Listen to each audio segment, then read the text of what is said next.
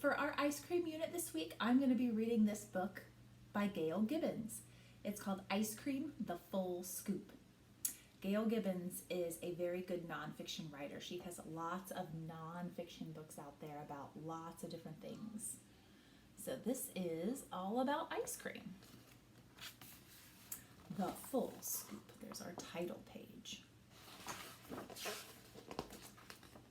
Ice cream cones, ice cream bars, ice cream sodas. Ice cream is a frozen treat made mostly of cream, milk, sugar, and flavorings. Almost everyone loves to eat sweet, cold ice cream. I know I do. No one really knows how or when the first ice cream was made. Some believe that people mixed snow, milk, and rice together in China about 3,000 years ago.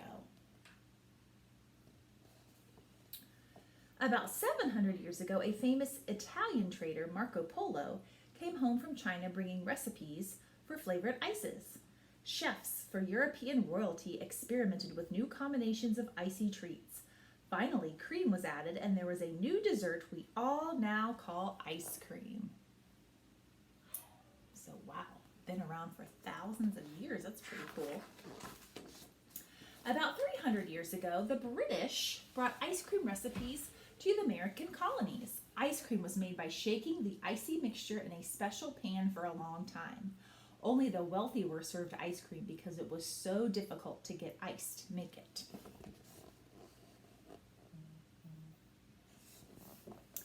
About 250 years ago, some Americans started harvesting ice from ponds and lakes in the winter.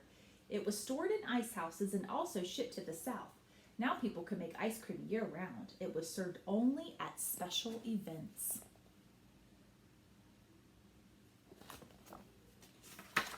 Oops. The ice cream maker. So this is going to teach us a little bit about how they made ice cream a long time ago. In 1841, a woman from New Jersey named Nancy Johnson invented the hand crank ice cream maker, also called an ice cream freezer. Now, ice cream could be made a lot faster just by turning a crank. Ice chips were placed in the outside chamber. Salt was added to the ice to make it melt into slush.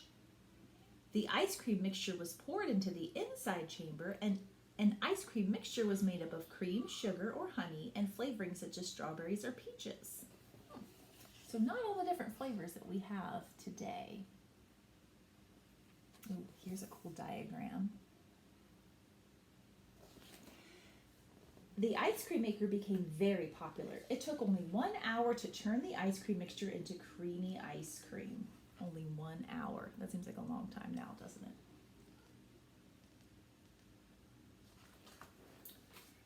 Throughout the 1800s, people held ice cream socials. This became a very popular way to entertain friends. Everyone took turns cranking the ice cream maker. Then they shared the ice cream together. Two of the earliest flavorings for ice cream were vanilla and chocolate. Vanilla flavoring was made from powdered vanilla beans. Chocolate was made from powdered cocoa beans.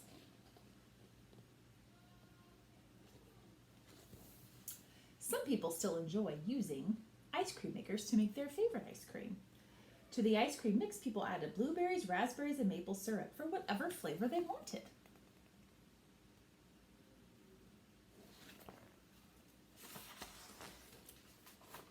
The ice cream business. Cows. It all still begins at the dairy farm. The cows are milked twice a day. Some cows, such as Jersey cows, give creamier milk than others. You can see the cow getting milked by the machine there. The milk is piped to a cooling tank. The milk is kept cool so it won't spoil.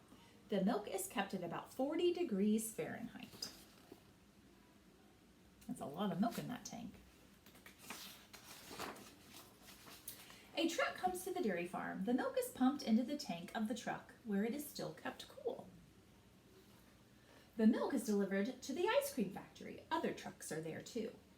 Some hold liquid sugar.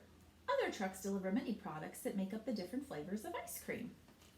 So there are the trucks.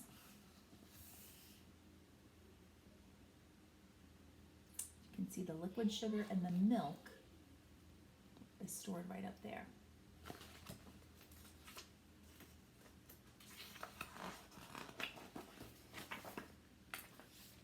At the factory, the milk is put into a separator. This is where the cream and milk are separated from each other. Cream, milk, and liquid sugar are put into a large vat. Then stabilizers and emulsifiers, well, those are some fancy science words, are added. All these ingredients are mixed together. There's lots of labels here.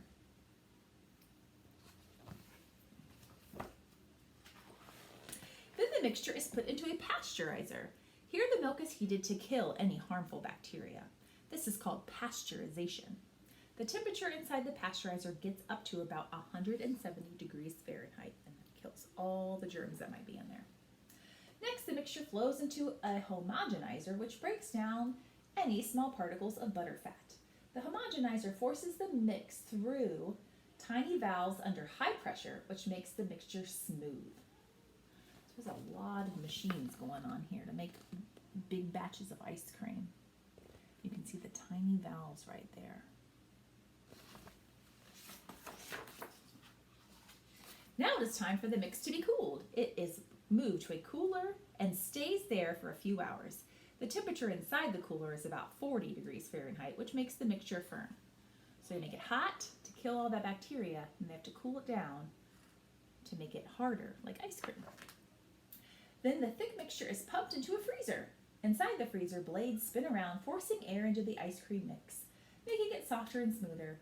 The mixer expands as the air is pumped into it.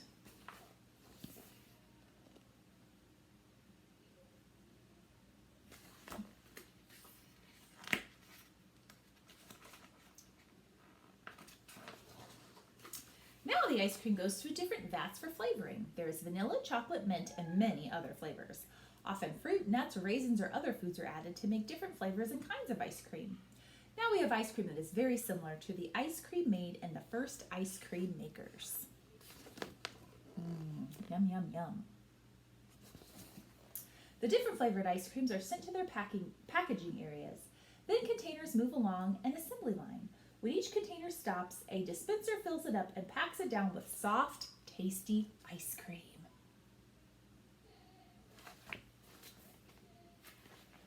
The packaged ice cream is moved to a freezer room. Inside the room, it is very cold, about negative 20 degrees Fahrenheit. The ice cream becomes hard and firm. That is super cold. It's time for the ice cream to be shipped to stores or other places where it will be sold to customers. The ice cream is moved onto refrigerated trucks that are very cold inside. There's the ice cream going in the delivery truck. People buy ice cream at so many different places. Some people order ice cream at restaurants and buy it at ice cream stands. There are ice cream trucks and carts too.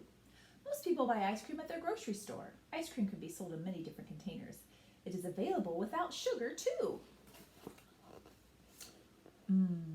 All those different kinds of ice cream. In 1904, at the St. Louis World's Fair, an ice cream vendor ran out of paper cups to scoop ice cream into. A waffle maker in the next booth offered him some of his waffles. The ice cream vendor rolled a waffle into a cone shape and put a scoop of ice cream in it. It was the beginning of the ice cream cone. That is so cool. I never knew that. So the ice cream cone has been around for over 100 years. Ice cream can be enjoyed as many different treats. Ice cream soda, ice cream sandwich, a banana split, ice cream bar, pie a la mode, which means it's got some ice cream on top of it, and ice cream cake. There are all kinds of ways to eat ice cream.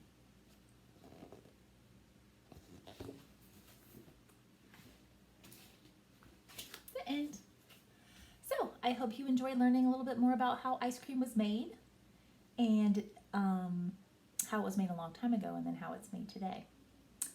So I hope you enjoy our unit on ice cream this week.